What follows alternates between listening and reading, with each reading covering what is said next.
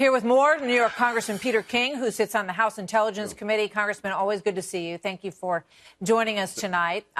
Very strong piece by Kim Strassel today suggesting that potentially there was an asset of sorts that was in the Trump campaign. Do you think that was the case?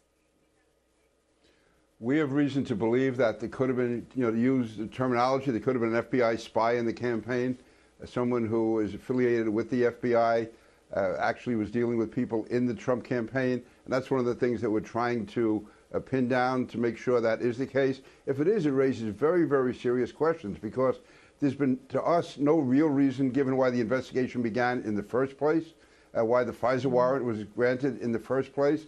And then was this person, what role did this person have? If he was an FBI operative, if he was dealing with people in the Trump campaign, was he put there by the FBI? If so, you have the FBI actually spying on a presidential campaign.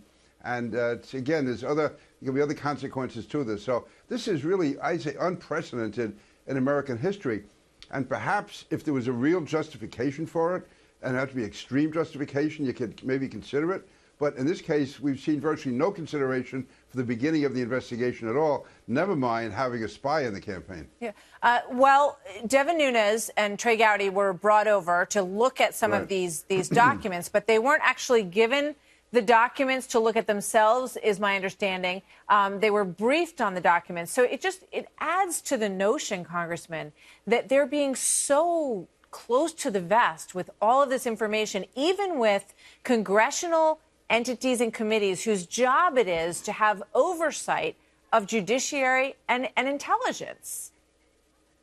Yeah, absolutely right. I mean, they have, I believe, no right to be holding this back. And as we know, the FBI has been leaking things to the media all the time anyway. So suddenly they're so concerned about something getting out. No, this is vital to our investigation. It's vital to know what happened here. I mean, you consider all of the improprieties at the top of the FBI, including Andy McCabe, including the two lovebirds who are in charge of the investigation, the people who have had to resign, the people who may be indicted. They were running the investigation.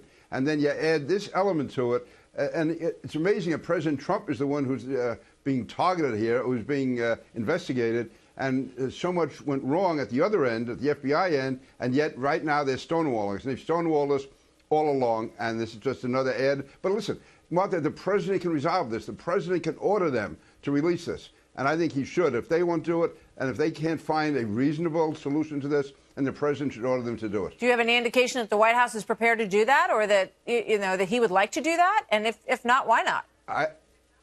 I think the president is getting closer to that. I think they tried to convince the president within the last week or so. The FBI did, and the Justice Department did, that somehow giving this information was going to cost the loss of human life, it will put someone's life at risk. That's not true. I think the president is starting to realize that they were putting one over on him.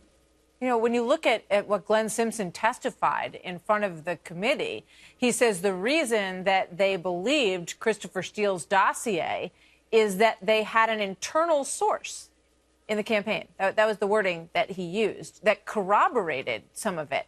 And you look back at the unmaskings and the conversations that were listened to and the early stages of this, it feels like it's possible that they had somebody who was inside, who was confirming some of this for them. And if that's the case, and they feel like they have a legitimate Russian collusion investigation, then why wouldn't they be willing to say, here were our concerns, here's the evidence, here's why we had to make sure that we got this information this way? Right. Well, they could turn this around on us completely. If they could show that this person really was legitimate, if there really was significant evidence, but they won't. And they don't, because I think this is all unraveling in front of them, and they're doing all they can to cover themselves. Something. Congressman Peter King, always good to talk to you, sir. Thank you very much. Martha, have a good weekend. You too.